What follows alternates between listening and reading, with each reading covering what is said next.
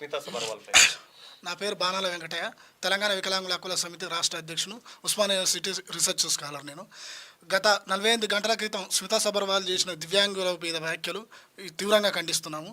ఎందుకంటే దివ్యాంగులు ఒక పైలట్గా పనికొస్తారా, దివ్యాంగులు సివిల్ సర్జన్గా పనికొస్తారా, వీళ్ళకు వికలాంగులకు ఐఏఎస్ ఐపీఎస్ సుపీరియర్ లాంటి పోస్టులలో రిజర్వేషన్లు అవసరమని ట్వీట్ చేయడం జరిగింది.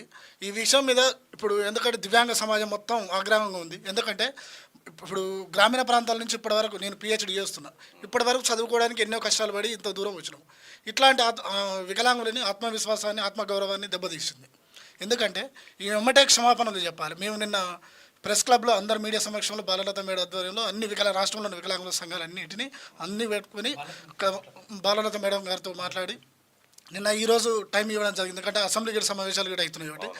ఎందుకంటే మేము ఇప్పుడు జైపాల్ రెడ్డి గారు మాకు దివ్యాంగులకు ఎంతోమంది జైపాల్ రెడ్డి గారు ఆదర్శము. ఎందుకంటే ఆ విగ్రహం దగ్గరనే మేము నిరాహార దీక్ష చేస్తాం. ఇవాళ 11 గంటల వరకు మాకు క్షమాపణలు చెప్పి ప్రభుత్వం ఆమె పైన చర్యలు తీసుకోకపోతే. ఎందుకంటే ఇప్పుడు జైపాల్ రెడ్డి గారే చూసుకుందాం, ఆయన నడవరేయకున్నా కానీ కేంద్ర మంత్రిగా చేసి ఎన్నో రాజకీయాల్లో ఆయన ఫీల్డ్ మీద పోయి ఆయన ప్రత్యక్షంగా ఎన్నికలలో పార్టిసిపేట్ చేసి గెలిచిండు. ఉత్తమ పార్లమెంట్ అవార్డు గిట్ వచ్చింది. ఇప్పుడు సుపీరియర్ పోస్టులు ఐఏఎస్ ఐపీఎస్ అనేది అది హోదా కాదు, సర్వెంట్. మేము సేవ చేయడానికి వచ్చినాం, ప్రజలకు సేవ చేయాలి, మానవత్వంతో ప్రభుత్వం అందించే చట్టాలు అమలు చేయాలి, సంక్షేమ పథకాలు అమలు చేయాలని ఐఏఎస్ ఐపీఎస్లోకి వస్తారు. మీకు తెలుసో లేదో మేడం గారు, గత సంవత్సరం సుప్రీంకోర్టు గిట ఈవెన్ డిజేబుల్ పర్సన్స్ గిట ఐపీఎస్కు ఆప్షన్ పెట్టుకోవచ్చు అని ఇచ్చింది. తెలుసో లేదో. ఇప్పుడు మాకు చట్టాలు రాజ్యాంగము, మాకు అంబేద్కర్ రాజ్యాంగం రచించినప్పుడు వికలాంగులు లేరు, అప్పుడు రాయలేదు. కానీ మన భారత రాజ్యాంగం ఏం చేసింది, సవరించుకోవచ్చు చట్టాలని చేస్తూ మాకు ఎన్నో సంఘాలు, ఐక్యరాజ్య సమితి ఏది అందరూ అన్ని దేశాలు ఒప్పందం చేసుకొని 1995 చట్టం తీసుకురావడం జరిగింది. అందులో 7 రకాల వికలాంగులు తీసుకొచ్చి 3% రిజర్వేషన్ అమలు చేయడం జరిగింది. ఆ 3% వికలాంగుల రిజర్వేషన్ సక్రమంగా అమలు అవుతలేవు, వికలాంగులకు సరిపోతలేవు అని కొట్లాడితే 20 సంవత్సరాల తర్వాత 2016లో rights of persons with disability act తీసుకోవడం జరిగింది.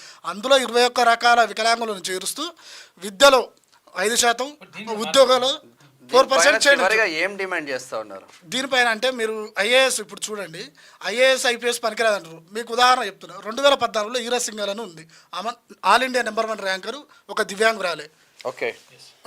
ఇప్పుడు దివ్యాంగులు ఇప్పుడు ప్రతికాడ పనిచేయాల్సింది. ఇప్పుడు దివ్యాంగులు ఇప్పుడిప్పుడే సమాజంలో వచ్చి వాళ్ళు ఏంది వాళ్ళ శక్తిని యుక్తిని ఇప్పుడు దివ్యాంగులకు పుట్టడం మా దురదృష్టము అదృష్టము.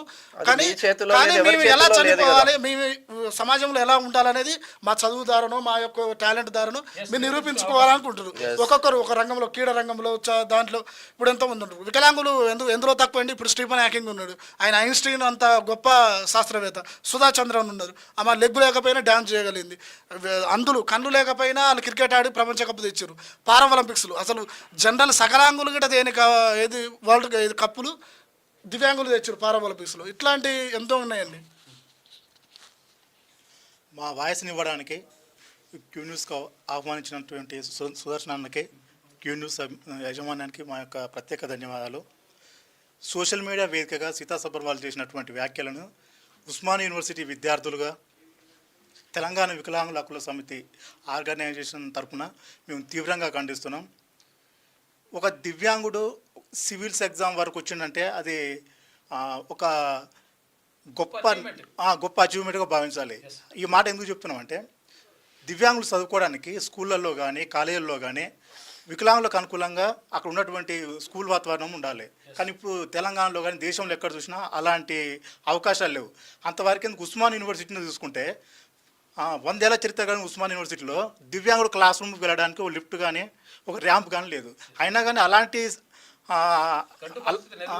అలాంటివి కూడా అధిగమించి ఒక సివిల్స్ వరకు వచ్చారంటే అది గొప్ప అచీవ్మెంట్గా మేము భావిస్తాం. ఇలాంటి వ్యాఖ్యలు సీతా సబర్వాల్ చేయడం వల్ల సివిల్స్ ప్రిపేర్ అయ్యే వాళ్ళు భవిష్యత్తులో ఇంకేమైనా గొప్ప చేయాలనుకున్నప్పుడు ఆత్మవిశ్వాసం దెబ్బతింటుంది. సీతా సబర్వాల్ చేసినటువంటి ఈ వ్యాఖ్యల వలన దివ్యాంగులు ఆత్మవిశ్వాసాన్ని కోల్పోయే ప్రమాదం ఉంది. కాబట్టి బేషరతుగా ఈ దివ్యాంగ లోకానికి సీతా సబర్వాల్ గారు తప్పకుండా క్షమాపణ చెప్పాలి. ఒకవేళ తను క్షమాపణ చెప్పకపోతే ఉస్మానియా యూనివర్సిటీ వేదిక కానీ మేము కూడా ధర్నా చేసి ఇక ఫ్యూచర్లో ఇలాంటి వ్యాఖ్యలు చేసే వారికి చంపబెట్టు ఉండే విధంగా మేము కూడా ఉద్యమం లేవదీస్తామని ఈ క్యూ న్యూస్ వేదికగా తెలియజేసుకుంటున్నాం. Thank you. ఇప్పుడు శ్వేతా సబర్వాల్ చేసిన వ్యాఖ్యల్ని వెంటనే ఆమె ఉపసంహరించుకొని ప్రభుత్వం చర్యలు తీసుకోవాలి. ఈ రాష్ట్ర ముఖ్యమంత్రి రేవంత్ రెడ్డి గారు, మహిళా శిక్షణ సీతక్క గారు, చీఫ్ సెక్రటరీ గారు, అలాగే సుప్రీంకోర్టు, హైకోర్టులు గిట సుమోటోగా తీసుకోవాలి. ఎందుకంటే రాజ్యాంగం ఇస్తున్న మా 4% రిజర్వేషన్ని మీరు ఐఏఎస్ పనికిరావడానికి ఈమెవరండి? ఐఏఎస్ అనేది మేధాశక్తితో పనిచేస్తారు. ఫీల్డ్ మీదకి కింది స్థాయి ఆఫీసర్లు పోతారు. నీకు ఎంతో పాలసీ మేకింగ్ ఉంటుంది. కాబట్టి ఈ విషయంలో ఎమ్మటే చర్యలు తీసుకోవాలని కోరుతున్నాం ఫ్రెండ్స్. ఫిజికల్గా ఏముంటుందండి, ఇప్పుడు పాలసీ మేకింగ్ నాకు అట్లా అనిపిస్తుంది. ఇలాంటి అధికారులు ఉంటే ప్రభుత్వాలలో, రాష్ట్ర ప్రభుత్వాలలో ఇట్లాంటి వారి వల్ల సలహాల వల్ల దివ్యాంగుల సమాజానికి చేసే సంక్షేమ పథకాలు ఏమాత్రం అందుతున్నాయని నాకు అనిపిస్తుంది.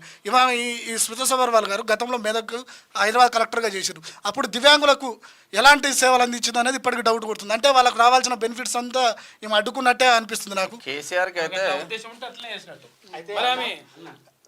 మాకు శరీరంతో చేసే ఉద్యోగాలు మాకు ఏమొద్దు, మేధస్సు చేసే ఉద్యోగాలు మీరు చేస్తాం. శరీరంతో చేసే ఉద్యోగాలు ఏమైనా ఉంటే అవి మీరు చేసుకోండి, మాకు సంబంధం లేదు. మేధస్సుతోనే అది సీతాసభ వాళ్ళు చెప్పాలన్నా. అంటే ఇట్లా చేతులతో ఇట్లా చాపర్లు ఎక్కి చాపర్లు దిగచ్చు. పార్లమెంట్ చేసిన చట్టాలనే మనం ఎందుకు నువ్వు వేసుకోమ్మా అని చెప్తున్నారు. ఇక మేమన్నా డైరెక్ట్ చేసేది ఉంటే నువ్వు వేసుకో, కానీ మేధస్తో చేసి ఉంటే మేము చేస్తామంటారు. అది లెక్క ఇంకా అర్థం అయి ఉండాలి. ఎందుకంటే పోటీ పరీక్షలో ఇంతవరకు చదువుకొని వచ్చిన వాళ్ళు 100% అసలు యాక్చువల్గా విషయం ఏంటంటే, నేను మిత్రులు కూడా ఉన్నారు కాబట్టి నేను చెప్తున్నా, అసలు యాక్చువల్గా నేను దివ్యాంగులకు సంబంధించి నిజంగా ఎవరన్నా ప్రపంచంలో ఎవరికైనా రిజర్వేషన్ ఉండాలంటే దివ్యాంగులకే ఉండాలని చెప్పేసి బలంగా నమ్ముతుంది. ఇదేనా సబ్జెక్ట్? విషయం ఏంటంటే, కారణం ఏంటి అంటే అంటే నేను ఒకటి కావ్యం కూడా దాన్ని ఇంకా ఫైనల్ చేయలేదు, ఇంకా మనం రాసినాం కదా ఒకటి. అంటే ఎందుకు అంటే వాళ్ళకి అవసరము అంటే 1000% ప్రభుత్వం కానీ తర్వాత ఈ సమాజం కానీ 1000% తోడ్పాటును అందించాలి, తర్వాత భరోసా ఇవ్వాలి, తర్వాత మేము ఉన్నటువంటి ధైర్యం ఇవ్వాలి. వాళ్ళని ప్రత్యేకంగా అట్లా ఇట్లా చూడాల్సిన అవసరం లేదు. ఎందుకంటే ఎస్, ఒకవేళ అట్లా చూసుకుంటే బలవంతులకు ఇవ్వాలంటే పురుషులకు ఉన్నంత బలం స్త్రీలకు ఉండదు కదా.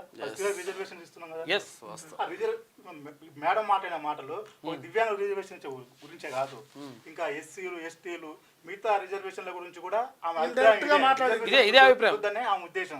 కాకపోతే దివ్యాంగులు మాట్లాడలేరు, ప్రశ్నించలేరు, మీదకి వచ్చి ఏం దుమ్ము దులుపుతారు. వీళ్ళ మీద కామెంట్ చేసినా ఎవరు పట్టించుకోవాలని ఉద్దేశంతో కామెంట్ చేసినట్టుగా భావించాలి. పిచ్చి పిచ్చిగా మాట్లాడద్దు. స్థాయిలో ఉన్నప్పుడు లెక్క లెక్క ఉండాలి. లెక్క ఇష్టం వచ్చినట్టుగా చేస్తాం, రీల్స్ వేసినట్టు కాదు అంటారు వాళ్ళు. అంతేనా? అంతేనా? సరే, ఏమన్నా ఫిజికల్ చేసి ఉంటే నువ్వు చేసుకో అమ్మా, మేము మైండ్తో చేసి ఉంటేనే మేము మాకు చెప్పండి. ఏమంటారు? అదే మీరు చూడరు ఇక. సరేనా? వాళ్ళ చూడు, ఆయన ఈ పొజిషన్ నుంచి పిహెచ్డి స్కాలర్ వరకు వచ్చిండంటే ఆయన ఎన్ని ఇబ్బందులు పడితే ఈ పొజిషన్ కి వస్తారు అనేది కొంచెమైనా